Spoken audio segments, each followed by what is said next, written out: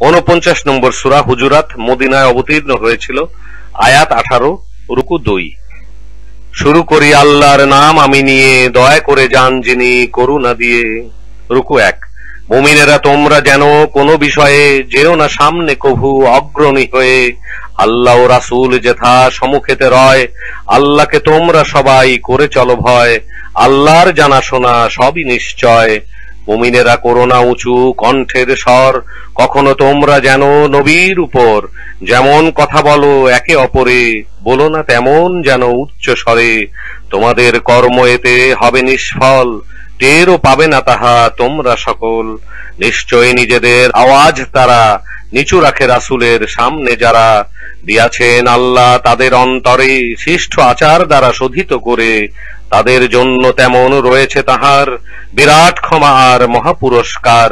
প্রাচীরের পিছন থেকে যারা তোমাকে অধিক অবুঝ তারা উচ্চ স্বরে ডাকে, উত্তম তাদের হতো ধৈর্য ধারণ, বের হয়ে আসিতে তুমি ততক্ষণ, ক্ষমাশীল দয়ালু আল্লাহই হন। তোমাদের কাছে যদি মুমিনেরা কোনো ফাসেক সংবাদ নিয়ে আসে কখনো, দেখিও তোমরা তাহা পরীক্ষা করে, অজ্ঞতায় আসে ক্ষতি কওমের পরে, অনুতাপ না হয় যেন কর্মের তরে। এই কথা তোমাদের সব রয়েছে জানার, আছেন তোমাদের মাঝে রাসূল আল্লাহর, মেনে যদি নেন তিনি তোমাদের কথা, তোমরাই কষ্ট পাবে তাতে অযথা। আল্লাহ ঈমান দিলেন একান্ত করে, সুশোভিত তোমাদের আছে অন্তরে, দিলেন ঘৃণা আরো অন্তরে অতি, অবাধ্য ফাসেকিয়ার কুফরীর প্রতি। ইহারাই সৎপথে শুধু রয়ে যায়, নিয়ামত আল্লাহর যাহা তাঁর দয়ায়, সর্বজ্ঞ তিনি আরো সেরা প্রজ্ঞায়। মুমিনের দুটি দল পরস্পরে, কখনো তারা যদি যুদ্ধ করে, মীমাংসা করে দিও তাদের ভিতরে। একদল বাড়াবাড়ি শুরু করিলে, যুদ্ধ করিও সেথা তোমরা মিলে। যতক্ষণ ফেরে না তারা আল্লাহর পানে, ফিরে তারা যদি সব আসে সেখানে, সন্ধি করিয়া দিবে ন্যায়ের সাথে, তোমাদের ইনসাফ যেন রহে তাহাতে। নিশ্চয় আল্লাহ তিনি এমন আছেন, ইনসাফকারীদের ভালো যে বাসেন। তোমরা মুমিন সকল রয়েছ যত, তোমরা তো পরস্পরে ভাইয়ের মতো, সুতরাং তোমরা সব ভাইদের নিয়া উভয়ের মাঝে দিবে মীমাংসা করিয়া। আল্লাহকে সবাই আরো করে চলো ভয়, আল্লাহর রহমত যেন বর্ষিত হয়। রুকু 2।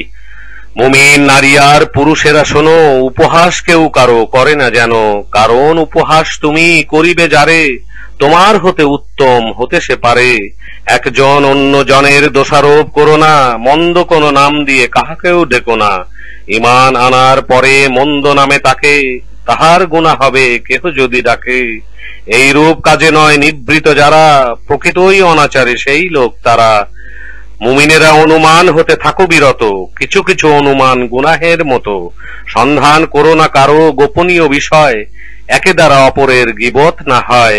তোমাদের মাঝে আছো কেউ কি এমন, পছন্দ করিবে কেহ তাহা ভক্ষণ, মরে যাওয়া ভাইয়ের মাংস তাহার, অবশ্য ইহা তো হয় ঘৃণা করিবার। আল্লাহকে তোমরা সব করে চলো ভয়, তওবা কবুলকারী পরম দয়াময়।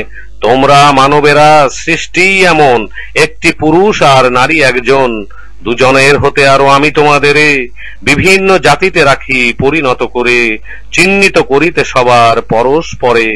আল্লাহর কাছে বেশি মর্যাদা তার, অধিক যে তোমাদের পরহেজগার। সবকিছু আল্লাহ নিশ্চয়ই জানেন, সকল খবরও শুধু তিনিই রাখেন। ঈমান এনেছি বলে মরুবাসীরা, বলো যে আনোনি ঈমান জানি তোমরা। তার চেয়ে এই কথা বরং বলিবার, আমরা করেছি শুধু বর্ষতা স্বীকার।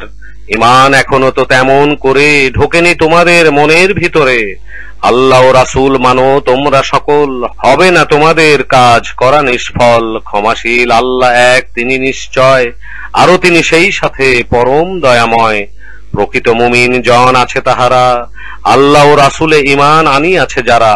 সন্দেহ কখনো পরে করেনি পোষণ, জিহাদ করেছে দিয়ে নিজেদের ধন, পরোয়া করেনি দিতে নিজের জীবন। সত্যবাদী লোক সব তারাই এমন। বলো যে তোমরা কি তাহা আল্লাহকে করেছ ধর্ম গ্রহণ, জানিয়েছ তাকে।